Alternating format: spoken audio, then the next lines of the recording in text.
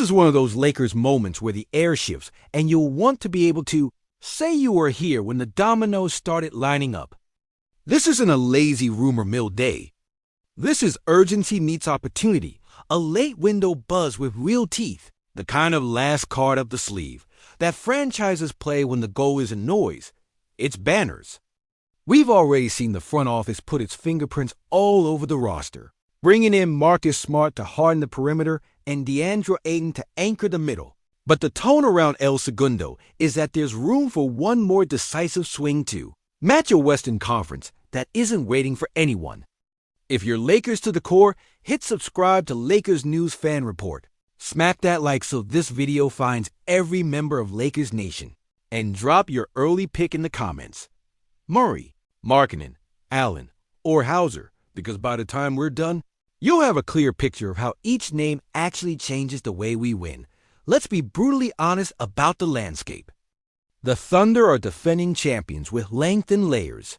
The Nuggets still orbit Nikola Jokic's gravitational pull, and the Wolves have grown up into a conference final problem that wins with size, patience, and cruelty on the glass.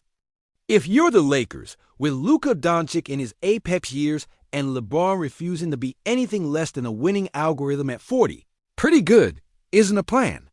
You need a player who either raises your baseline every night or solves a series you lost last spring. The board right now presents 4 different ways to get there.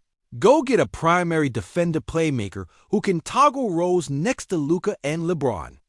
Go get a stretch big star who re-scripts the geometry of May. Or go get the low-maintenance spacers who make the stars' decisions cleaner and your offense more repeatable. Those paths have names: Dejounte Murray, Lauri Markkanen, Grayson Allen. And Sam Hauser start with Dejounte Murray, because guards who can guard and create remain the most playoff-resilient currency in basketball. The scenario is familiar. His current situation has wobbled. The market is once again sniffing potential, and his profile lands neatly in a hole the Lakers have struggled to fill consistently two-way. Downhill pressure that doesn't break your spacing. Real point-of-attack heat that pairs with Smart to give you 72 minutes of mean across 48, and enough off-ball comfort to avoid. Redundancy next to Luka.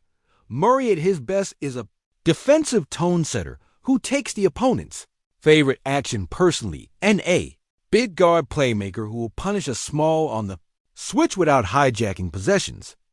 Imagine a February night where Luka's manipulating the weak side with Ayton in the dunker. LeBron is toggling between finisher and hub, and Murray is the guard who refuses to be the defensive concession. He chases over the top, tags the roller, digs without fouling, and lives in the passing lane that turns third-quarter runs into turnovers and runouts. On offense, he gives you 2 things we begged for last year when the game slowed second-side creation that doesn't require a reset, and a mid-range counter that beats drop coverage without overcomplicating life for the shooters. Fit questions are real, so let's answer them. Does he overlap with Smart? A bit, and that's the point. You want to win those 12 minutes per half when one of Luka or LeBron sits. Does he need the ball? Enough to matter, not enough to jam the machine. He's improved as a spot-up threat. He cuts when his defender ball watches, and he turns steals into free points.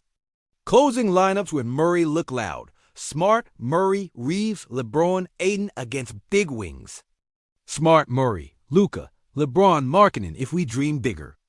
Murray, Reeves, Luka, LeBron, Ayton to balance shooting and creation. The cost? It won't be gentle. But he's the kind of move that lowers your opponent's comfort level to 0 at the start of a series and keeps it there for 2 weeks. Now breathe. In the Lauri Markkanen possibility. Because this is the archetype that makes chalkboards sing. A genuine stretch big with star-level scoring volume, credible rebounding, and enough footwork to survive playoff switches is exactly how you stop getting trapped in the same four-quarter cul-de-sacs. With Markkanen on the floor, the court tilts. Ayton can anchor the paint without strangling spacing. LeBron can become the free safety again on defense without sacrificing your 5-out option on offense. And Luka's calculus simplifies into a menu of layups. Downhill bully drives when the corner tags too hard. Pocket passes to a 7-footer. who can finish with either hand or float to the arc, and kickouts to a 40% shooter who doesn't need perfect laces. The value shows up immediately in two places where the Wolves and Nuggets won: defensive rebounding and the second side three. Lauri's size turns 50-50 long boards into 60-40, and his gravity on the weak side means the opponent is constantly picking between a stunt that's a step late and a closeout that ends up on a pump fake and a foul. It also reorders your closing five, and this is where his impact is most dramatic. LeBron at the 4, Markkanen at the 5 against Smalls, or Markkanen at the 4, Ayton at the 5 against bruised ball. Either way, the opponent loses the math they relied on last April. The price? It'll be steep, even after a fresh extension. You're not prying a star from a patient front office with half measures. But if there's any single addition that both maximizes, Luka's prime and dignifies LeBron's last chapters with clean looks and breathable spacing, it's this one. You don't add Lauri to be cute. You add him to change how it feels to play the Lakers in a Game 6. Of course, the NBA isn't a fantasy draft. Sometimes the adult decision is to go get the exact role fit that expands everything you already do well. Enter Grayson Allen. He's not a franchise rebrand. He's the high-efficiency paint thinner your stars deserve. In an ecosystem with Luka's gravity, LeBron's driving kick IQ, and Ayton's rim presence, Allen becomes the low-usage, high-volume nerve ending that punishes help every single time. He relocates with purpose. He doesn't dribble the air out of the ball. He'll take the charge in the open floor. And most importantly, he keeps his release mechanics steady, regardless of contest or venue. In playoff language, when you've perfectly run an action and the weak side defender recovers faster than expected, Allen's shot still goes in. Add his occasional secondary pick-and-roll competence, and he buys Luka 7 possessions a night where he catches the ball on advantage rather than having to create it from scratch. If you're building a best-case scenario without breaking the asset bank, he's on your short list. He also gives Darvin Ham, or whoever is steering rotations by spring, a more forgiving path to the 3-guard lineup that kept showing promise. Because Allen's defensive positioning is trustworthy, even when he's giving up size. The acquisition cost is the selling point. Realistic, flexible, unlikely to rip a hole in your depth. You trade for him not because it's sexy, but because it makes your best players' lives calmer and your worst lineups rarer. Then there's Sam Hauser, a shooter whose value spikes precisely where the Lakers have suffered. Stationary and movement threes that are automatic enough to survive scouting and weather. Hauser doesn't demand touches. He demands attention, and that's a better ask around stars. His screens are cleaner than you think. He finds windows along the arc like a veteran, and his willingness to shoot on the catch without a sidestep is the small detail that keeps your offense on schedule against elite defenses. Run him through a stagger for 9 straight seconds, and he won't look annoyed. He'll look ready. That kind of professional spacing lets Luka keep his dribble shorter. LeBron pick passes earlier, and Ayton roll without bringing a third defender into the paint. On defense, he competes, understands angles, and survives his minutes, which is all you ask from a low-usage spacer who adds 5 points to your offensive rating the second he steps on the floor. The cost is modest, the role is crystal, and the upside shows up in one of those West semifinal runs where the margins are thinner than a fingernail. If you told me the Lakers add Hauser and look 5% smarter every offensive possession, I'd believe you. It's not just who you add, it's what problem they solve in late rounds. Murray's arrival would mean no opponent's backcourt can hide. If you remember the runouts we bled when second units coughed up the ball, picture those flips landing in purple and gold hands instead. It's the gift of an off guard who plays like a quarterback. He guards 1s and 2s and doesn't need constant help, which lets Smart spend energy where it matters most rather than being the only adult on every hot assignment.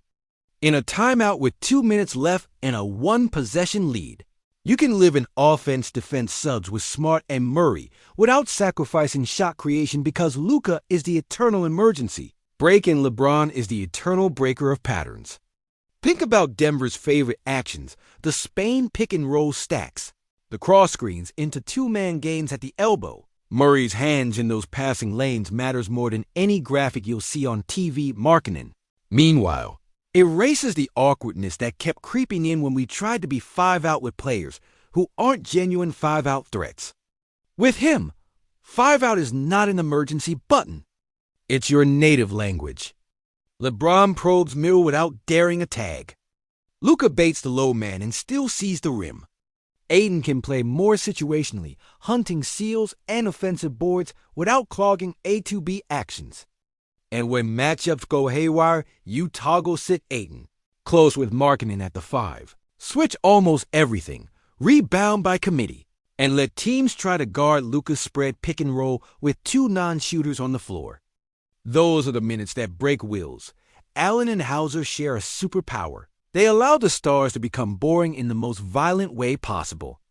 When every decent drive yields a clean catch-and-shoot corner three, when every baseline drift is a real threat, when a weak side cut doesn't die on a crowded wing, your superstar's job becomes predictable. Predictable is good.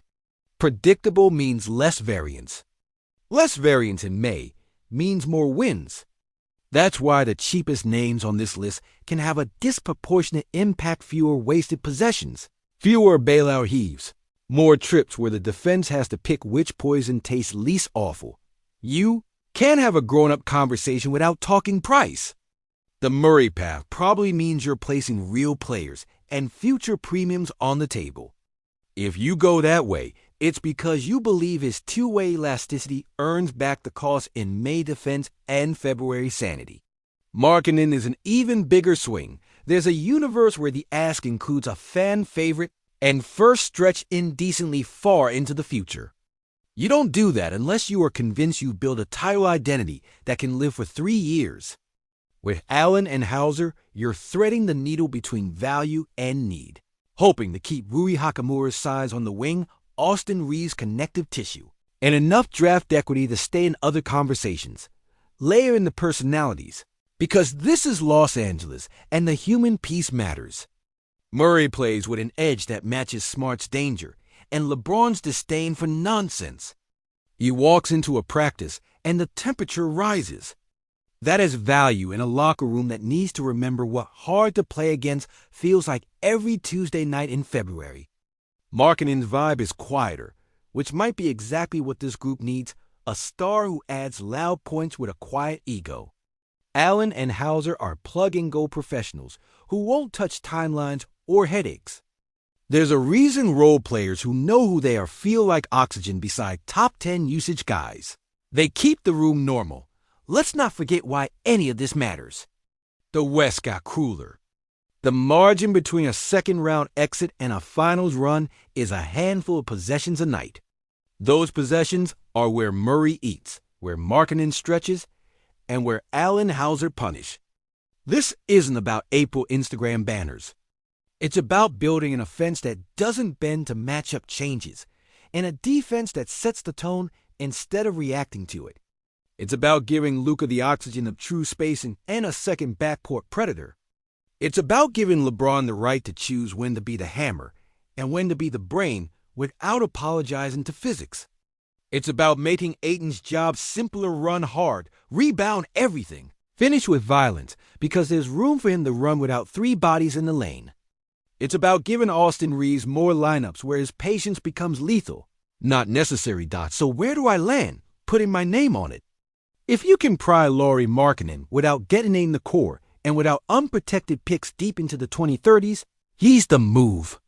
He bends the floor in ways that age well. He unlocks the best versions of LeBron, Luka, and Ayton simultaneously. And he changes your closing playbook from hope. The star bails us out to pick which. Elite read we like better. If the price creeps into insanity or requires surrendering the exact glue that makes the current roster hum, Dejounte Murray becomes my next call because the playoffs are still a guard's world and he weaponizes the 12 minutes you used to lose. If both star swings stall or become irresponsible, Grayson Allen is the adult, scalable solution who raises your medium possession quality immediately. And Sam Hauser is the extra layer of paint that makes every set pop. That's my board. That's my order. Now I want yours. If you felt this breakdown, like the video so the algorithm knows Lakers Nation is wide awake. Subscribe to Lakers News Fan Report so you're here the minute the next whisper turns into a Woy bomb. And light up the comments. Which of these 4 actually changes a 7-game series for you? And what's your red line in a trade? Would you sacrifice depth for a second star alongside Luka and LeBron? Or do you believe 2 snipers can get you there with the defense we've built? I'll be in the replies, as always. My opinion is on the record. I'd push hardest for Markkanen at a sane cost, pivot to Murray if the star price gets silly, and happily bank Allen or Hauser as the kind of moves that don't trend for a day but win for a month. Your move, Lakers family.